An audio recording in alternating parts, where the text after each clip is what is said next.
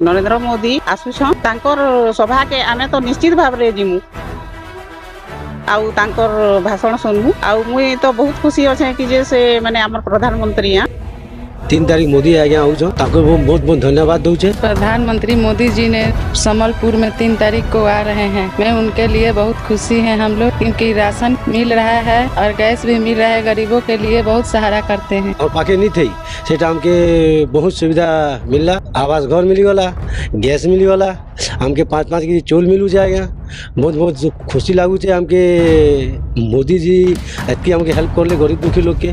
आउ हमें चाहू छो कि आउ है मोदी जी 2024 रे पूरा फाइनल आसमान पर था। एयरपोर्ट का स्थापना करके प्रधानमंत्री जी ने बहुत बड़ा हमारे पश्चिम उड़ीसा को फायदा पहुंचाया है। हमारे बहुत से बच्चे बाहर पढ़ते हैं और आना जाना करने के लिए भी बहुत सा सुविधा हुआ है।